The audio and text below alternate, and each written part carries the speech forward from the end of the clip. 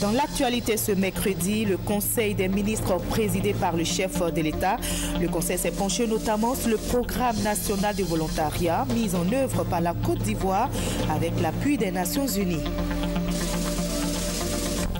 La Côte d'Ivoire dresse le bilan de ses transactions avec le reste du monde. Le solde du compte courant de la balance des paiements pour l'année 2012 a été rendu public aujourd'hui par la BCEAO. La rentrée académique 2014-2015 des nouveaux bacheliers dans les universités publiques est fixée au 1er décembre 2014. Le ministre de l'Enseignement supérieur et de la Recherche scientifique invite les nouveaux étudiants à s'inscrire sur le site internet du ministère. Et au Burkina Faso, les tractations se poursuivent pour parvenir à une transition civile dans le pays. Bonsoir à tous, bienvenue dans le 20h sur RTI 1. Commençons tout de suite par le palais présidentiel où s'est tenu aujourd'hui un conseil des ministres présidé par le chef de l'État. Le conseil s'est penché notamment sur le programme national de volontariat. Ce programme adopté par le gouvernement va participer à l'amélioration de l'employabilité des jeunes, à renforcer la solidarité et la cohésion entre eux. C'est ce que nous explique Jérôme Kofi Abolé. Les membres du gouvernement au palais présidentiel ce mercredi à l'appel du Conseil des ministres hebdomadaire. Avec eux, le chef de l'État, le président Alassane Ouattara, pour plancher sur divers sujets ayant trait au développement de la Côte d'Ivoire. On retient des mesures prises en conséquence, celles relatives à la mise en place d'un programme national de volontariat en Côte d'Ivoire et celles portant modification de loi sur les forêts classées. Ce décret, donc du 15 mars 1978, prévoit les domaines forestiers de l'État, définit les modalités de leur gestion et surtout organise les conditions de déclassement des forêts, notamment en vue de leur mise en agricole. Il se trouve que dans cette annexe 2, il y a une phrase qui malheureusement est objet de plusieurs interprétations. Donc la modification qui est faite ici permet de mettre fin à cette confusion. Ainsi, les forêts donc, du domaine forestier permanent de l'État et du domaine forestier rural de l'État conservent leur statut de forêt classée et de site protégé de l'État. Toutefois, les forêts classées du domaine rural de l'État, qui feront l'objet d'un plan d'aménagement agricole, seront, j'insiste bien sur le terme, seront déclassées progressivement au moment de la mise en valeur de ces plans. La communication suivante est faite au titre du ministère de la promotion de la jeunesse, des sports et des loisirs. Elle est relative au projet d'appui à la mise en place de ce qui s'appelle le programme national de volontariat de Côte d'Ivoire. Ce programme vise prioritairement à améliorer l'employabilité des jeunes, renforcer chez ces derniers l'esprit de solidarité, renforcer chez eux l'esprit d'entraide, améliorer les capacités de la société civile. Et cela même peut aller jusqu'à permettre plus de cohésion entre nos jeunes qui vont être amenés à travailler ensemble sur des projets d'intérêt public. Le Conseil a aussi fait le point de 2 visites hors de la Côte d'Ivoire. D'abord, celle du président de la République au Ghana et au Nigeria, respectivement pour le sommet extraordinaire de la CEDEAO sur le virus Ebola ainsi que la situation au Burkina Faso et l'inauguration du stade international d'Ibom. Ensuite, la visite du Premier ministre l'ayant conduit en Inde pour parler des opportunités d'affaires en Côte d'Ivoire. La Commission des affaires économiques et financières de l'Assemblée nationale a adopté hier le projet de loi sur le taux d'intérêt légal. Le projet, adopté à l'unanimité des députés, a été présenté par la ministre chargée de l'économie et des finances, Kabaniale. Ce projet de loi fixe les modalités de calcul des intérêts légaux lorsque le débiteur s'acquitte avec retard du paiement d'une créance. Et je vous l'annonçais dans les titres, la rentrée académique 2014-2015 des nouveaux bacheliers dans les universités publiques est fixée au 1er décembre prochain. L'annonce a été faite aujourd'hui même par le ministre de l'Enseignement supérieur et de la Recherche scientifique. Yamia Konan invite les nouveaux étudiants à s'inscrire sur le site internet du ministère. Et pour cette rentrée, ils sont plus de 68 000 nouveaux étudiants. Reportage de Konepa Gassoro. Plus de 3 mois après la proclamation des résultats du baccalauréat 2014, les 68 009 nouveaux bacheliers pourront regagner, à partir du 1er décembre 2014, les amphithéâtres des universités publiques. L'assurance a été donnée par le ministre de l'Enseignement supérieur et de la Recherche scientifique. Les étudiants de l'enseignement supérieur public seront orientés selon leur capacité intellectuelle. Cette année, 35 000 étudiants sur les 68 009 nouveaux bacheliers seront orientés dans les établissements supérieurs publics. Les 32 992 autres seront répartis dans les grandes écoles privées. Des dispositions sont prises selon le ministre Niamey Konan en vue de solutionner les problèmes d'espace et d'infrastructures physiques. Nous avons décidé d'utiliser donc les technologies de l'information pour réduire la pression sur les infrastructures physiques. C'est-à-dire, au lieu de faire 5 cours en amphithéâtre, peut-être avec l'enseignement à distance, on ne fera finalement qu'un seul cours. Occasion pour le ministère de l'Enseignement supérieur et de la Recherche scientifique d'indiquer le site sur lequel les fondateurs des différents établissements des universités privées pourront apporter des informations sur les filières dont ils disposent. Il s'agit du site mesrs.edu.ci/info-GEUPCI. Pour s'inscrire, choisir leur filière d'orientation et université, les étudiants, eux, sont invités à se rendre sur le site orientation.étudiant.edu.ci. Les étudiants des universités publiques auront le choix entre 58 filières et ceux du privé 26, selon le ministre de l'Enseignement supérieur et de la Recherche scientifique. On ouvre à présent la page économie de cette édition. La Côte d'Ivoire dresse le bilan de ses transactions avec le reste du monde. Le solde du compte courant de la balance des paiements pour l'année 2012 a été rendu public aujourd'hui par la BCEAO. La ministre chargée de l'économie et des finances demande au secteur privé de faciliter la collecte de données pour l'élaboration de cet indicateur important à l'analyse économique d'un pays. Explication avec Adama Koné. C'est l'heure du bilan des transactions financières et commerciales entre la Côte d'Ivoire et l'extérieur. En 2013, le compte courant de la balance des paiements du pays a affiché un déficit de 163,7 milliards de francs CFA. Le compte courant représente la différence entre le revenu national disponible et les dépenses de consommation et d'investissement d'une économie. Le déficit enregistré par la Côte d'Ivoire est symptomatique d'une économie en pleine croissance du fait d'une grande proportion à importer des biens d'équipement servant aux investissements. N'empêche, la Banque centrale des États de l'Afrique de l'Ouest, BCEAO, a identifié 2 grandes mesures pour inverser la tendance dans le long terme. C'est pourquoi, dans le cadre du PND, il est demandé premièrement d'augmenter les revenus par un accroissement de la transformation des produits, une augmentation des ressources de l'État à travers des dispositions fiscales et une baisse des taux d'intérêt des banques pour favoriser le crédit. La seconde mesure porte sur la réduction de l'absorption, c'est-à-dire la consommation et les investissements.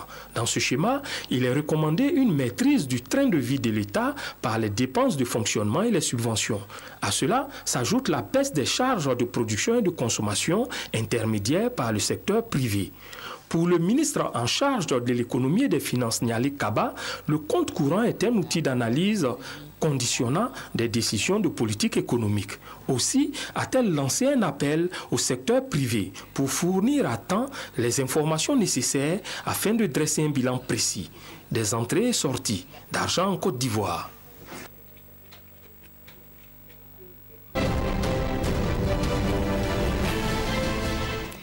On en arrive au dossier Eco Plus. Nous jetons aujourd'hui un regard sur ces femmes entrepreneurs.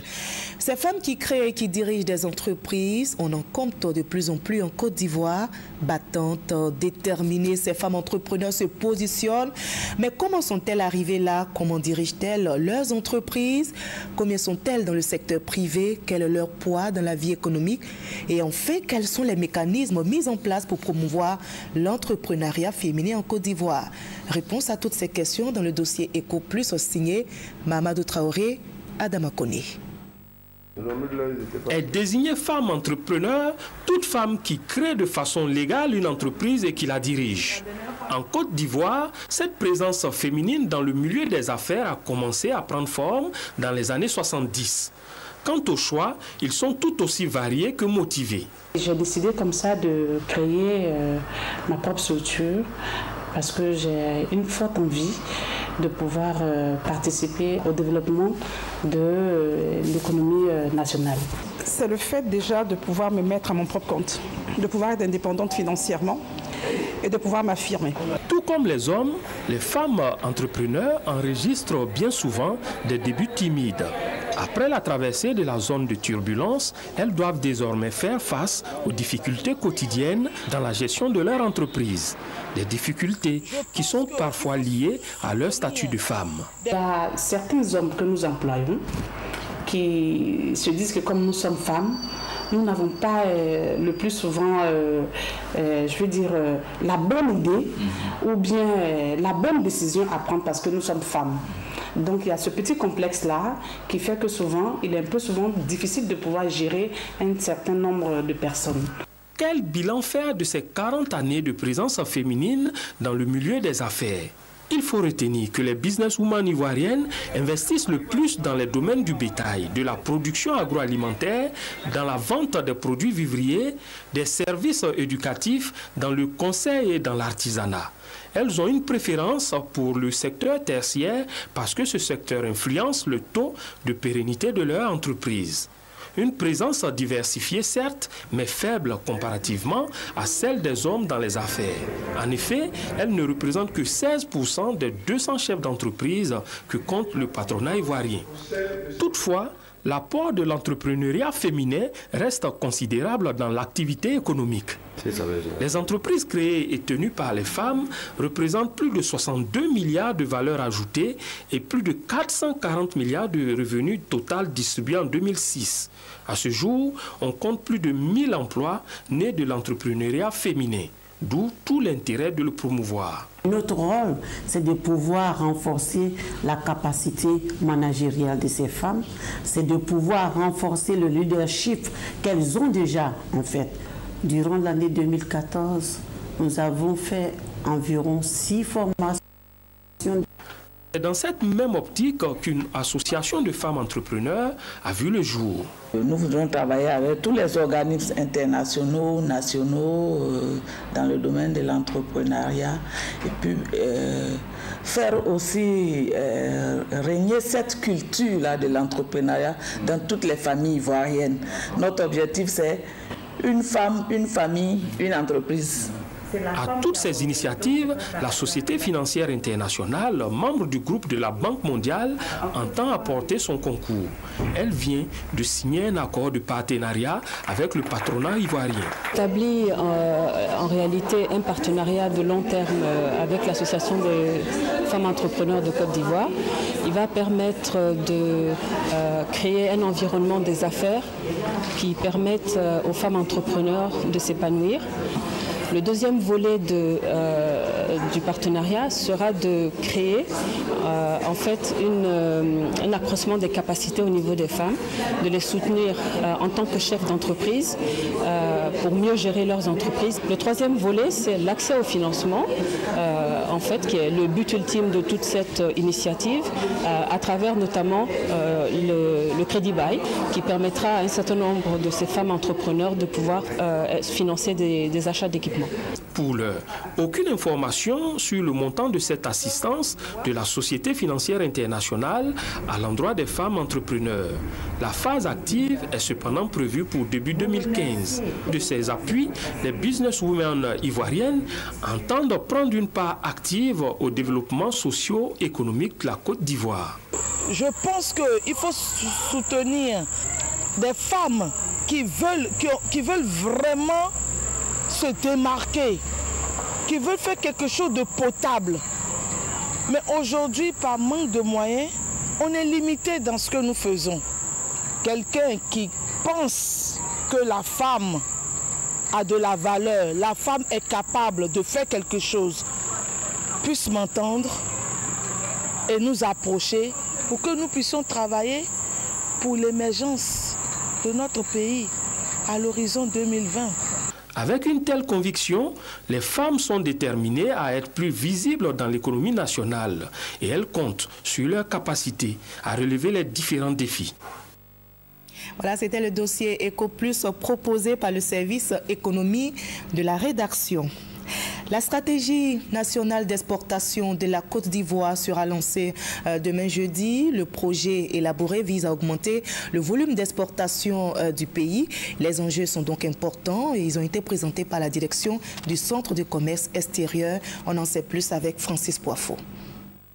La stratégie nationale d'exportation SNE qui sera présentée ce jeudi 13 novembre aura pour mission d'accroître la compétitivité à l'exportation, les liens avec les marchés internationaux et les recettes des petites et moyennes entreprises PME. La SNE prend en compte 6 secteurs d'activité, notamment le manioc et dérivés, le coton et l'anacarde, le textile et l'habillement, le caoutchouc plastique, les fruits tropicaux et les tiques. C'est le secteur qui les acteurs privés et publics ici en Côte d'Ivoire pensent ont les meilleures chances de s'insérer dans des chaînes de valeur. La Côte d'Ivoire est bien positionnée pour mieux taper sur les marchés régionaux. Cible privilégiée de la stratégie nationale d'exportation, les jeunes et les femmes. Dans l'expérience du Centre de commerce international, 2 grands vecteurs pour mieux répartir cette croissance, c'est l'emploi des jeunes et l'emploi des femmes. Nous savons que quand une femme est entrepreneur, elle réinvestit 90% de ses revenus dans sa famille, dans sa communauté, dans sa société, comparé à 40% dans les cas des hommes entrepreneurs. L'élaboration de la SNE s'inscrit dans le cadre de la mise en œuvre des volets 1 et 2 du PACI, programme d'appui au commerce et à l'intégration régionale. Son objectif est clairement affiché, lutter efficacement contre la traite des personnes. La ministre de la Famille, de la Femme et de l'Enfant, Anne-Désirée Oloto, s'est entretenue avec les représentants de la société civile et ceux des ministères membres du comité de lutte contre la traite des personnes. Il s'agit de trouver des stratégies de lutte contre ce phénomène. Les représentants des ministères et ceux de la société civile et religieuse étaient autour de la ministre Anne-Désirée Oloto pour la mise en place du comité technique national de lutte contre la traite des personnes et particulièrement celle des jeunes filles dont l'ambition est de trouver une vie meilleure hors de nos frontières. Une stratégie du plan d'action de lutte contre la traite des personnes. L'adoption de l'avant-projet de loi relative à la lutte sont entre autres les grandes lignes de cette rencontre. Selon Anne-Désirée Oloto, il faut une mobilisation des forces vives de la nation pour freiner ce phénomène en Côte d'Ivoire et dans certains pays où une mission sera conduite pour lutter contre le fléau et apporter un soutien aux Ivoiriens qui en sont victimes. Ce sont des pratiques très graves. C'est la raison pour laquelle Madame la Première Dame s'est engagée à soutenir l'action du gouvernement en nous faisant profiter donc de son leadership. Le représentant du ministère de l'Intérieur, quant à lui, demande une collaboration de la population pour mettre en déroute les auteurs de cette forme d'exploitation. Le fait d'exploiter ces jeunes filles veut dire qu'on est complice des actes qui sont dirigés contre ces jeunes filles-là. Au niveau de la population et dans les quartiers, il faudrait vraiment signaler des cas vraiment qui se présentent à eux. Un plan d'action sera présenté à la Première Dame de Côte d'Ivoire, présidente d'honneur du comité de lutte contre la traite des personnes, avant d'être soumis en Conseil de ministres. Le reportage d'Éric Goré était commenté pour vous par Serge Gongomé. L'État de Côte d'Ivoire décaisse 53 milliards de francs CFA pour le désenclavement des villages du district autonome d'Abidjan. Plus de 100 villages sont concernés. La somme mise à la disposition du district d'Abidjan va permettre de réhabiliter des routes, des écoles et d'éclairer des villages Akie et Atchan. L'information donnée ce mercredi par le gouverneur Robert Begré-Mambé réjouit les chefs de village, nous explique Doua des Lazers. 53 milliards de francs CFA pour le bitumage des routes, la réhabilitation des écoles, l'adduction en eau potable et l'électrification de tous les villages ébriés du district d'Abidjan. Ce fonds mis à la disposition du district d'Abidjan par le président de la République, Alassane Ouattara, va permettre de désenclaver plus de 100 villages Akie et Atchan qui souffrent du manque d'infrastructures socio-économiques depuis plus de 10 ans. Quand on complète cela par le dispositif qui a été mis en place, ils ont tout de suite compris la relation entre ce que fait le président de la République pour eux et sa vision pour 2020. Pour les autorités coutumières et les chefs des communautés Atchan et Akien, c'est un rêve qui devient une réalité.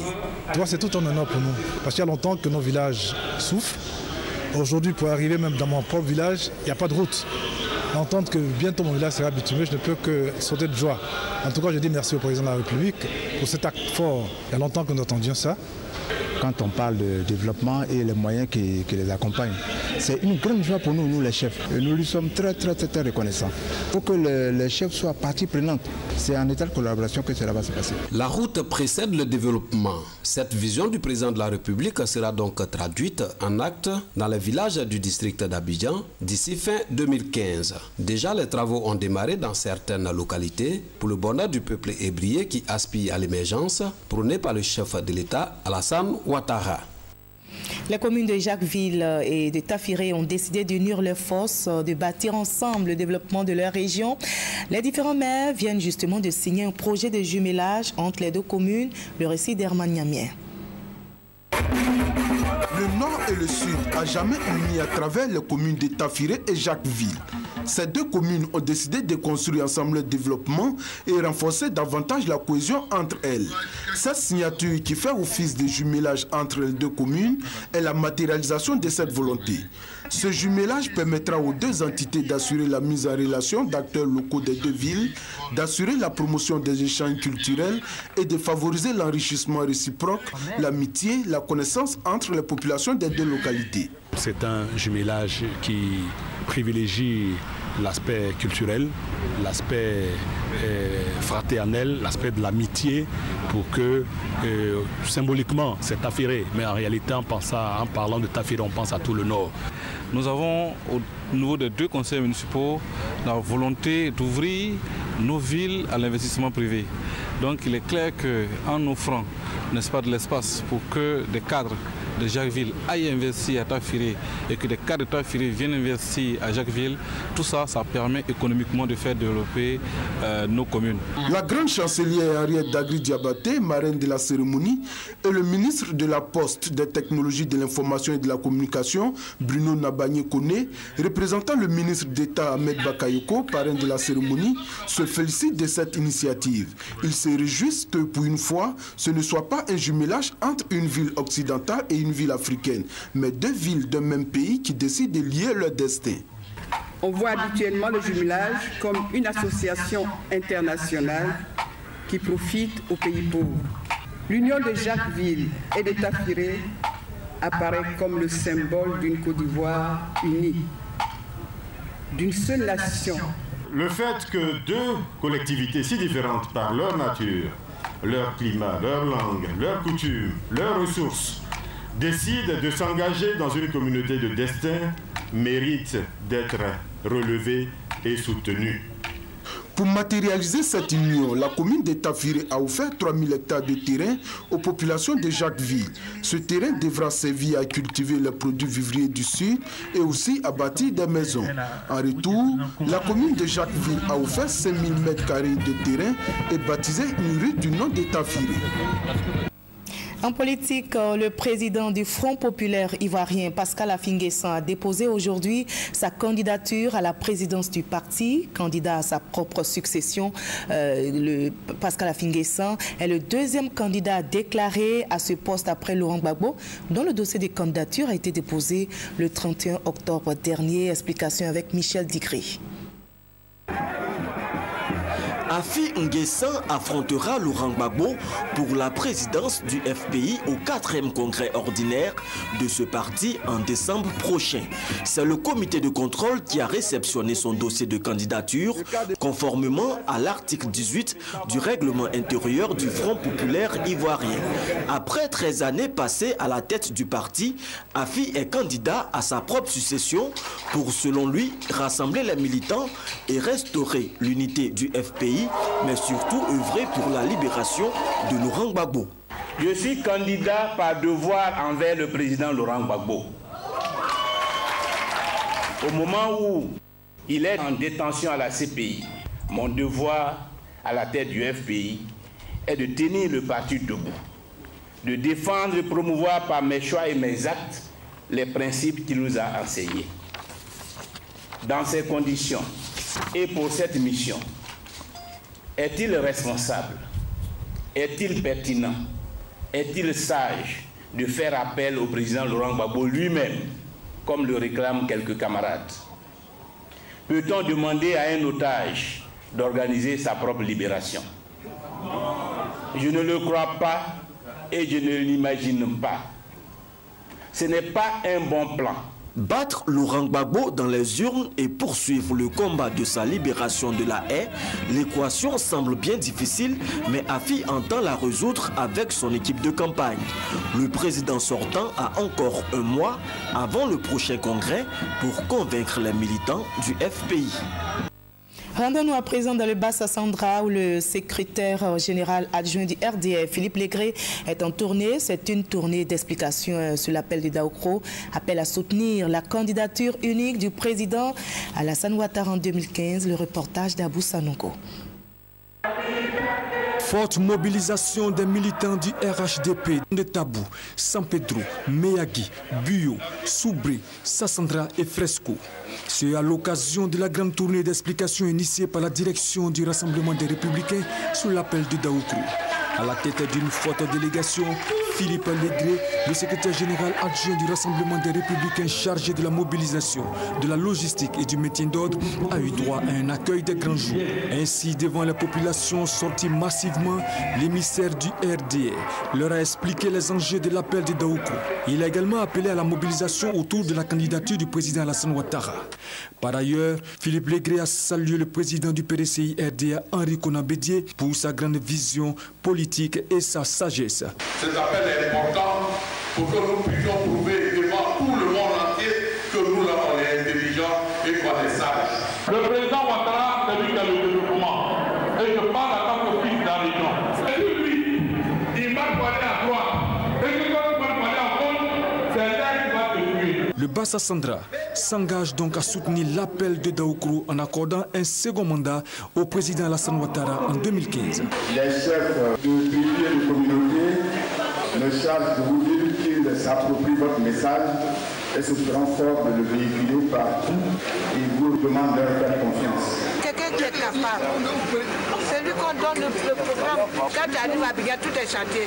Tu arrives à Tabou, il y a courant partout. Après le Bas-Sassandra, le secrétaire général adjoint du Rassemblement des Républicains mettra le cap sur la région du Yambol, précisément dans les départements de Katiola, Dabakala et Niakara. Le RDR adopte une nouvelle stratégie de communication pour les élections. L'objectif est affiché la réélection du président Alassane Ouattara en 2015. Hier, le parti a organisé une journée d'échange et de réflexion. C'est une initiative du secrétariat national à la communication du RDR. Reportage Léon Bro. Une nouvelle feuille de route pour le porte-parole, le secrétariat à l'information numérique et celui en charge de l'audiovisuel et de la presse, les trois démembrements du secrétariat national à la communication du RDR, le Rassemblement des Républicains. Son contenu n'est pas dévoilé, mais elle est le fruit d'une journée de réflexion et d'échange pour corriger les dysfonctionnements du plan de communication du parti. Ces travaux donc pour doter le RDR d'une nouvelle stratégie pour l'amélioration de son image et l'amplification de ses actions. La finalité, la réélection du président Alassane Ouattara à une majorité écrasante. Compte tenu du contexte politique, nous avons besoin de redéfinir non seulement les cibles vers lesquelles notre message doit aller, donner un contenu au message, mais surtout identifier et mettre en œuvre de nouveaux vecteurs de communication. Donc ce n'est pas parce qu'il y a eu l'appel de Daoukro que nous devons dormir sur nos lauriers. Nous devons toujours travailler. On l'a dit, le président Alassane doit être réélu à une écrasante majorité. Et pour atteindre cette écrasante majorité, il faut que pour amplifier l'action du président, ce message-là soit su. Avec sa nouvelle feuille de route, le secrétariat national à la communication du RDR promet des actions d'envergure les jours prochains. Voilà, fin de cette édition. Merci de votre aimable attention.